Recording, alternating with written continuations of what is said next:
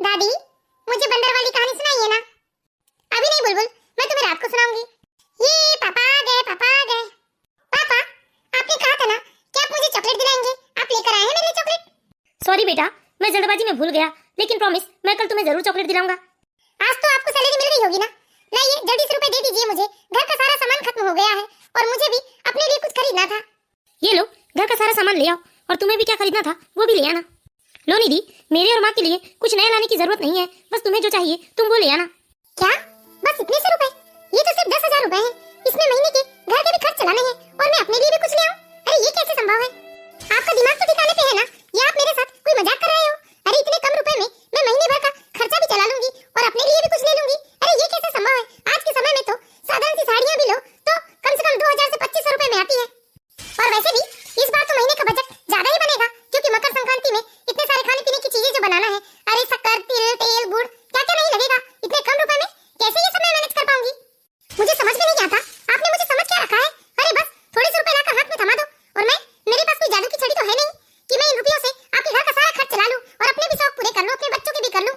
इस बार तो मैंने सोचा था कि रुपए बचाकर मैं अपने लिए कुछ सोना चांदी बनाऊंगी, लेकिन आपने तो 10,000 रुपए लाकर थमा दिए मुझे। अरे आपके सारे दोस्त की पत्नियों को देखो, क्या सोने चांदी से सजी रहती हैं, लेकिन मैं हमेशा फटीचर जैसी हालत लेकर जाती हूँ जहाँ भी जाती हूँ।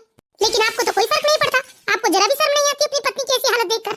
आपने तो बस 8-10,000 रुपए मेरे हाथ में थमाए और पीछे छुड़ा लिए। अब मैं ही अकेली घिसती मरती रहूं कि मुझे महीने का खर्चा भी चलाना है, अपने शौक भी करने हैं, बच्चे के भी शौक करने हैं। समझ में नहीं आता मुझे कि आप कैसे पति हो। यहाँ पर क्या मैं मुफ्त की नौकरानी हूँ? मैं दिन भर तुम्हारे घर का काम करती हूँ, तुम्हारी माँ की देखभाल करती हूँ, तुम्हारी बेटी को पालती हूँ, फिर भी आप मुझे ये भिखारी की तरह 4 पैसे पकड़ा रहे हो। लेकिन निधि क्या करूं मैं, पिछले महीने भी तो खर्च कितना ज्यादा हो गया था, इसीलिए एडवांस लेना पड़ा था मुझे, इसीलिए तो सैलरी कम आई है। अरे पिछले महीने खर्च ज्यादा हो गया था तो कोई मैंने रुपए पानी की तरह बहाए तो नहीं थे? जहाँ जरूरत थी वही तो खर्च किए थे। निधि फिलहाल तुम इतने रुपए रख लो, मैं कुछ एक्स्ट्रा काम ढूंढकर तुम्हारे लिए और रुपए ला दूंगा। वैसे निधि घर में खाने पीने की तो कुछ कमी नहीं है, घर की सारी जरूरतें तो पूरी कर ही रहा हूँ मैं, फिर तुम मुझे इतना क्यों सुनाती हो? हाँ, बस रोटियां तो खिलाते हो तुम, दूसरी औरतों को देखो इस त्योहार में खरीदियां कर करके थक जाती हैं। अरे मैं कहती हूँ जब हैसियत ही नहीं रहती तो पता नहीं लोग बीवी क्यों ले आते हैं। निधि हमारी बेटी ये सारी बातें सुन रही है, कम से कम तुम मुझे मेरी बेटी के सामने जलील तो मत करो। अरे तो इसे सुन लेने दो ना, कम से कम ये सुन लेगी तो इसे पता तो चलेगा कि इसके बाप की औकात कितनी है। अच्छा ही है, इसे भी अपनी ख्वाहिशें मारकर जीने की आदत पड़ जाएगी। अपनी पत्नी की ऐसी कड़वी बातें सुनकर रजत की आंखें नम हो जाती है, लेकिन वो एक मर्द था, ऐसे अपने आंसू किसी को दिखा तो नहीं सकता था, इसलिए रजत अपने आंसुओं को पीते हुए दुखी मन से घर से बाहर निकल गया। पापा, पापा, बुलबुल तू इधर आ, तू कहाँ मरी जा रही है पापा पापा करके? चल चुपचाप होमवर्क करने बैठ जा, समझी ना? मम्मी गंदी है। अभी एक लपाड़ा लगाऊंगी ना तो तुझे सीधा कर दूंगी। ये ड्रामा बंद कर और चुपचाप होमवर्क करने बैठ। मेरे माँ बाप ही अंधे हो गए थे जो मुझे ऐसे घर में धकेल दिया। अरे मेरी तो तकदीर ही फूट गई। इतनी पढ़ी लिखी, इतनी सुंदर थी मैं, किसी अच्छे घर में जाती तो पैसों पैसों में खेलती, यहाँ तो रुपए रुपए का मुख देखने को भी तरस जाती हूँ। अपनी जरूरतें पूरी करने के लिए भी आदमी के सामने गिड़गिड़ाना पड़ता है, लेकिन फिर भी वो मेरी जरूरत पूरी नहीं कर सकता। अरे सिर्फ पेट भरना ही रह गया है जीवन में तो, लेकिन ऐसे जीवन का भी क्या फायदा? पेट तो जानवर भी भर लेते हैं। अगर अपनी खुशियों को मार मार कर जीना पड़े तो ऐसे जीवन पे धिक्कार है। अम्मा जी आप भी कोई कम दोषी नहीं है, आपको तो पहले से मालूम था ना कि आपका बेटा ज्यादा रुपए नहीं कमाता तो किसी अनपढ़ गंवार और गरीब घर की लड़की को बहू बना लेना था। अरे मुझ जैसे पढ़ी लिखी और सुंदर बहू के सपने क्यों देखे आपने? बहू इतना जलील क्यों करती हो तुम हम लोगों को? तुम्हारे माता पिता को तो पहले से पता था कि मेरा बेटा 30,000 रुपए महीने कमाता है। हाँ, आज से 10 साल पहले 30,000 रुपए कमाते थे और आज भी 30,000 रुपए ही कमा रहे हैं। परिवार बढ़ गया, बच्चे हो गए, बच्चों की स्कूल का खर्च बढ़ गया और कमर तोड़ महंगाई भी बढ़ गई है, लेकिन फिर भी आप लोग मुझसे अपेक्षा रखते हैं कि मैं उसी 30,000 रुपए में महीने का सारा खर्च चलाऊं और अपने भी शौक पूरे कर लूं। बहू लेकिन बेचारा रजत भी क्या करे बहू? हाँ अम्मा जी, आप बेचारी, आपका बेटा बेचारा और आपकी पोती बेचारी, एक मैं ही हूँ जिसके सिर में सिंह निकल आए हैं। अरे मेरी तकदीर खराब है, क्या किसी को दोष देती हूँ? जब से इस घर में ब्याह कराई हूँ सिर्फ अपनी खुशियों के साथ समझौता ही करते आई हूँ। मैं अपने घर वालों के लिए इतनी मेहनत करता हूँ, इतनी मेहनत करने के बाद भी क्या मिलता है मुझे? सिर्फ ताने, गालियाँ। मैं निधि की हर खुशी पूरी करने की कोशिश करता हूँ, बच्चों की फीस समय पर पढ़ाता हूँ, माँ की दवाइयाँ समय पर लेकर आता हूँ, लेकिन फिर भी निधि कभी खुश नहीं रहती मुझसे, हमेशा मुझे ताने ही मारते रहती है। मैं तो हमेशा यही कोशिश करता हूँ कि निधि हमेशा खुश रहे और उसकी खुशियों के लिए मैं कितनी ही बार अपने ऑफिस से एडवांस पेमेंट भी ले लेता हूँ, लेकिन फिर भी निधि कभी खुश नहीं होती, मुझसे हमेशा शिकायतें करते रहती है। अब तो मेरा मन ऐसा करने लगा है जैसे मैं सब कुछ छोड़ छाड़ कर बहुत दूर निकल जाऊं, लेकिन मजबूर हूँ, अपने परिवार को इस तरह छोड़कर मैं कहीं जा भी नहीं सकता। बेचारा रजत, अपनी पत्नी के ऐसे व्यवहार की वजह से रजत हमेशा ही दुखी रहता है। रजत अपने बहुत मेहनत करता है, यहाँ तक रजत ओवर टाइम भी करता है, लेकिन निधि की जरूरतें कभी खत्म ही नहीं होती और निधि को हमेशा रजत से शिकायत ही रहती है।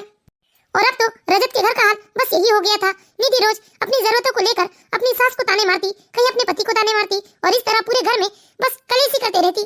रजत को सबसे ज्यादा बुरा यही लगता था कि उसकी बढ़ती हुई बच्ची के सामने निधि, उसकी माँ उसे बार-बार जलील करती है। रजत अपना गुस्सा शांत होते तक अकेले वहीं बैठा रहता है, लेकिन गुस्सा शांत होने के बाद वह घर जाता है।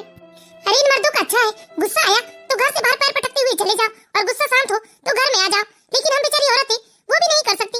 गुस्सा आए चाहे ना आए, रसोई तो हमें संभालना ही है, झाड़ू तो हमें पकड़ना ही है, बर्तन तो हमें धोना ही है।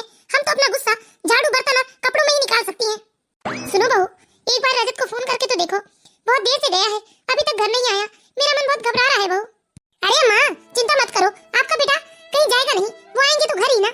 अब जेब में तो इतने रुपए होंगे नहीं कि वो बाहर बैठकर कुछ खा पी ले, आकर घर में ही घर का बना रूखा सूखा खाएंगे वो, इसीलिए आप चिंता मत करो, जाकर आराम करो। ये अच्छा है, बेटा नाराज होकर घर के बाहर चला गया तो माँ को बड़ी चिंता होने लगी, लेकिन बेचारी बहू यहाँ कैसे कैसे घर चला रही है, अपने सब खुशियां मारकर जी रही है, ये नहीं दिखता इन्हें। अरे टेंशन ले लेकर तो मेरे आधे से ज्यादा बाल झड़ गए, मेरे गालों पे झुर्रियां पड़ गई है, लेकिन इन लोगों को नहीं दिखता, ये लोग तो बस थोड़े बहुत रुपए हाथ में थमा देते हैं और लो चला लो अब घर। क्या करूं कुछ समझ में नहीं आता, कभी कभी तो लगता है सब छोड़ छाड़ कर मैं भी कहीं दूर निकल जाऊं, लेकिन क्या करूं, माँ हूं, बच्चे को छोड़कर कहीं जा भी नहीं सकती। मम्मी पापा आ गए। मम्मी अरे पापा आ गए तो मैं क्या करूं? मम्मी पापा जब से ऑफिस से आए हैं तब से उन्होंने कुछ नहीं खाया है। मम्मी पापा को खाना खिला दीजिए ना। मम्मी ये देख लो, ये है बाप की बेटी, अरे इसका पालन पोषण मैं करूं, दिन भर इसकी देखभाल मैं करूं, अरे मैंने कुछ नहीं खाया है सुबह से, ये नहीं दिख रहा है इसे, लेकिन इसके पापा का दुख बड़ा दिख रहा है, किसके पापा को भूख लगी होगी। मम्मी आप बहुत गंदी मम्मी है, आप बस पूरे समय चीखते चिल्लाते रहती हैं। मम्मी जाओ, मुझे नहीं करना है आपसे कोई बात। ए बुलबुल सुन जरा, क्यों गुस्सा दिखा रही है इतना? नहीं मम्मी किट्टी, अब मुझे आपसे कोई बात नहीं करनी है। ये लो, मैंने इसके पापा को खाने के लिए नहीं पूछा तो ये मुझसे मुंह मोड़कर चली गई। अरे जाकर पूछ ही लेती हूँ, पूछना तो पड़ेगा, औरत हूँ ना, चाहे कितना भी गुस्से में क्यों ना रहूं, लेकिन पति का खाना तो पत्नी ही पूछेगी। रुपयों की तंगी की वजह से अब तो निधि का स्वभाव ही चिड़चिड़ा हो गया था। सास और पति के साथ तो निधि का बर्ताव पहले से ही बुरा था, लेकिन अब तो निधि का व्यवहार इतना ज्यादा बुरा हो गया था कि अब अपनी बेटी के साथ भी बहुत बुरा बर्ताव करने लगी थी। चलिए चलकर खाना खा लीजिए। मुझे भूख नहीं है, तुम खा लो। अब ज्यादा नखरे क्यों दिखाते हो, चलकर चुपचाप खा लो ना। नहीं निधि, मुझे भूख नहीं है, तुम लोग खा लो। अरे नहीं खाना है तो मत खाओ, मैं ही बेवकूफ हूँ जो इतने गुस्से में भी हूँ, लेकिन सबके पेट का ख्याल कर रही हूँ, सबके लिए खाना बना रही हूँ, लेकिन नहीं, आपको तो अपना गुस्सा दिखाना है। निधि मैं कोई गुस्सा नहीं दिखा रहा हूँ, बस मुझे भूख नहीं है। क्यों, बाहर से हवा खाकर आए हैं क्या जो आपको भूख नहीं है? निधि प्लीज मुझे आराम करने दो। लो देख लो, अरे पत्नी को गुस्सा भी दिलाओ और खुद मुंह बनाकर बैठ जाओ। अरे खा लो वरना आपकी माँ भी खाना नहीं खाएगी। मैं थोड़ी देर बाद खा लूंगा। अरे खाना है तो खाओ, नहीं खाना है तो मत खाओ, मैं तो खाऊंगी। बेचारा रजत, घर में अशांति होने की वजह से वो बहुत दुखी रहने लगा था। रजत अपने ऑफिस में ओवर टाइम भी करता, लेकिन अब रजत और एक पार्ट टाइम जॉब ढूंढने लगा था। इस तरह धीरे धीरे 1 महीने का समय बीत जाता है और वो दिन भी आ जाता है जिस दिन रजत की सैलरी मिलने वाली होती है। ये क्या, इस बार तो आपने एडवांस भी नहीं लिया था, फिर भी इसमें 4000 रुपए कम है। निधि इस महीने तबीयत खराब होने की वजह से मैं कुछ दिन ऑफिस नहीं गया था ना, बस उसी की सैलरी कटी है। हर महीने कुछ न कुछ बहाना तैयार ही रहता है आपके पास। तो इस महीने तो मैंने सोचा था कि घर खर्च के बाद कुछ रुपए बच जाएंगे तो मैं एक सोने की अंगूठी बनवा लूंगी, लेकिन नहीं, मेरी किस्मत में तो बस खुशियों के साथ समझौता ही लिखा है। लो बहू, इस हार को बेच दो और इससे जो रुपए मिलेंगे उससे तुम अपने सारे शौक पूरे कर लो। ये क्या मम्मी जी, पहले तो मैं आपसे गहनों की बात करती थी तो आप मुझे गहने हाथ तक नहीं लगाने देती थी और हमेशा कहती थी कि आप इन गहनों को भविष्य में यदि कोई ऐसी मुश्किल वक्त आ जाए उसके लिए सुरक्षित रखा है। फिर आज आप मुझे अपने गहने क्यों दे रही हैं? कहिए ना अम्मा जी, ये गहने तो आपने अपने मुश्किल वक्त के लिए बचा रखे थे ना। और वैसे भी अम्मा जी, ये हम पति पत्नी के बीच का मामला है, आप क्यों परेशान हो रही हो? हाँ बहू, जानती हूँ अच्छे से, बात तो पति पत्नी के बीच की है, लेकिन क्या करूँ, एक माँ हूँ ना, और मेरे बेटे पर कोई आ जाए तो मैं कैसे चुप रह सकती हूँ। बहू, तुमने मेरे बेटे के स्वाभिमान को चोट पहुँचाई है। हाँ मैं मानती हूँ कि उसकी कमाई इतनी ज्यादा नहीं है कि वो तुम्हें महंगे महंगे तोहफे ला कर दे, तुम्हारे लिए महंगे महंगे गहने या साड़ियाँ ला कर दे। मेरा बेटा अपनी छोटी सी कमाई से तुम्हारे महंगे महंगे सुख पूरी नहीं कर सकता बहू। लेकिन एक बात कहूँ बहू, मैं तो हमेशा से यही सुनते आई हूँ कि इंसान के पास जितनी चादर होती है उतने ही उसे पैर पसारने चाहिए। बहू, जिंदगी में तरक्की करना और आगे बढ़ना बहुत ही अच्छी बात है, लेकिन इसका मतलब ये नहीं बहू कि अच्छे खासे इंसान के स्वाभिमान को आहत करके उसे रुलाया जाए। मेरा बेटा आज कितना दुखी होकर घर से बाहर निकला है, मुझे बहुत तकलीफ होती है उसकी स्थिति को देखकर। अरे जब मैं भी तुम्हारी उम्र की थी ना, तब मेरे भी सपने बिल्कुल तुम्हारी ही तरह बहुत ऊंचे ऊंचे थे, मैं भी हमेशा अपनी ख्वाहिशों का गला घोटकर सबकी जरूरतें पूरी करने में जुटी रहती थी।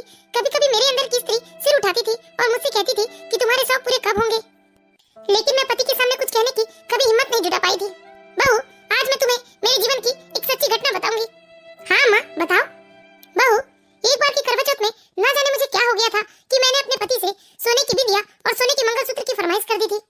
मैंने शादी के बाद से अपने पति से कभी कुछ नहीं मांगा था, इसीलिए वो भी मेरी फरमाइश पूरी करने में जुट गए थे।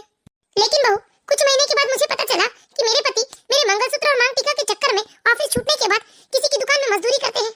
और जब मेरी काकी जी ने मुझे ये बात बताई तो मैं एकदम दंग रह गई और उनके ऑफिस छूटने के बाद मैं वहाँ पहुँच गई जहाँ वो मजदूरी करते थे। और जैसे ही मैंने अपने पति को मजदूरी करते देखा, मेरा कलेजा मुंह को आ गया था। बहू, मैंने तुरंत ही तुम्हारे पिताजी का हाथ पकड़ा और उनसे कहा कि आप यहाँ क्या कर रहे हैं।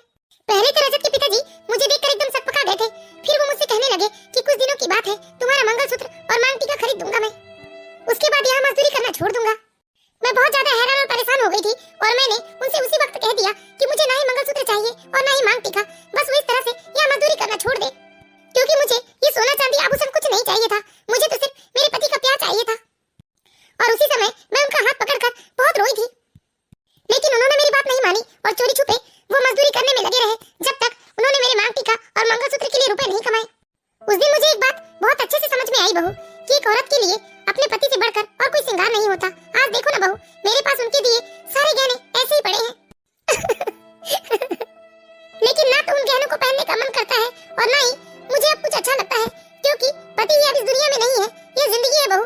हम जीवन भर भौतिक सुख सुविधाओं के पीछे भागते रहते हैं और अंत में जब कोई हमारा प्यारा इंसान हमसे बिछड़ जाता है, तब हमें समझ में आता है बहू कि भौतिक वस्तुओं का कोई मोल नहीं है। यह भौतिक वस्तुएं भी तब तक ही प्यारी लगती है जब तक कि इंसान जीवित रहता है। इसलिए तुम मेरे गहने बेच दो, मैंने ये गहने तो तुम्हारे लिए ही सहज कर रखे थे, इसे बेचकर तुम अपने सारे शौक पूरे कर लो बहू। वैसे भी ये गहने तुम्हारे ही काम आएंगे आगे चलकर, अब चाहे तुम इसे अभी उपयोग कर लो या आगे चलकर। लेकिन बहू, मैं हाथ जोड़कर तुमसे विनती करती हूँ, अपने ख्वाहिशों का बोझ मेरे बेटे के ऊपर मत डालो और ना ही बहू मेरे बेटे के सम्मान को चोट पहुंचाओ। और एक बात हमेशा याद रखना बहू, अगर मेरे बेटे को तनाव में कुछ हो गया तो ये श्रृंगार तुम्हारे लिए फीके पड़ जाएंगे। जैसे कि आज मुझे ही देख लो ना बहू, मेरे पति के बिना तो मेरा हर श्रृंगार फीका पड़ चुका है। मैं तुम्हारे हाथ जोड़ती हूँ बहू, मेरे बेटे को तनाव मुक्त कर दो बहू। मेरे बेटे को इतना टेंशन मत दो बहू कि वो जीवन से उबकर अपनी जीवन लीला समाप्त करने के बारे में सोचने लगे बहू। मैं तुमसे विनती करती हूँ बहू, मेरा एक ही बेटा है, उसके सिवा मेरा है ही कौन बहू। हे भगवान अम्मा जी, आप ये क्या कह गए? मैंने तो कभी भी इस तरीके से सोचा ही नहीं। अम्मा जी, मैंने तो कभी सोचा ही नहीं था कि ऐसा भी कुछ हो सकता है जीवन में। मैं तो अपने भोले भाले पति के ऊपर हमेशा दबाव बनाती रही। मुझे तो हमेशा से ही हर तीज त्योहार में नई साड़ियाँ नए जेवर ही चाहिए था, लेकिन मैंने कभी ये सोचा ही नहीं था कि इस तनाव में अगर उन्हें कुछ हो गया तो फिर मेरा क्या होगा। क्या मैं उनके बिना नई नई साड़ियाँ और जेवर पहन पाऊंगी या उनके बिना क्या मैं त्योहार बना पाऊंगी? अम्मा जी, अम्मा जी, मुझे बहुत घबराहट हो रही है, मेरा कलेजा कांप रहा है। अम्मा जी, वो गुस्से से बहुत देर से घर से बाहर गए हैं और अभी तक आए नहीं है। अम्मा जी, मुझे बहुत डर लग रहा है। अम्मा जी, ऐसे तो वो कई बार गुस्से से घर से बाहर जाते हैं, लेकिन कभी इतने समय तक वो बाहर नहीं रहते। अम्मा जी, अम्मा जी, मैं अभी इन्हें फोन करती हूँ। अरे ये क्या, इनका तो नंबर भी बंद आ रहा है। अम्मा जी, इनका तो नंबर भी बंद आ रहा है, मुझे तो बहुत घबराहट हो रही है, ये अभी तक आए क्यों नहीं? अम्मा जी, वो गहने ले जाकर रख दीजिए आप, मुझे नहीं चाहिए कोई गहने, मुझे तो बस मेरे रजत जी चाहिए। हे भगवान, ये अभी तक आए क्यों नहीं? बुलबुल, बुलबुल बेटा, आओ मम्मा के गले लग जाओ बेटा। नहीं मम्मा, आप बहुत गंदी मम्मा है। नहीं बेटा, आई एम सॉरी, आज के बाद ना ही मैं तुम्हें डांटूंगी और ना ही तुम्हारे पापा को बेटा। सच में मम्मी? हाँ बेटा, आओ ना, मम्मा के गले लग जाओ। अरे ये क्या हो गया आपको? आप किसी से खून क्यों बह रहा है? अरे भाभी जी, ये तो मरते मरते बचा है, इतने बड़े ट्रक के सामने आ गया था, वो तो भला उस ड्राइवर का जिसने समय पर ब्रेक मार दिया। ठीक है भाभी जी, मैं चलता हूँ। पापा, क्या हो गया पापा आपको? रो मत बेटा, पापा ठीक है। सॉरी निधि, कुछ दिन तक मैं ऑफिस नहीं जा पाऊंगा, तो इस बार फिर से सैलरी कट कर मिलेगी मुझे। नहीं जी, मुझे कुछ नहीं चाहिए, मुझे माफ कर दो आप। मेरे लिए आपकी जिंदगी से बढ़कर ना ही मेरे कोई शौक है और ना ही मेरे लिए रुपए पैसे।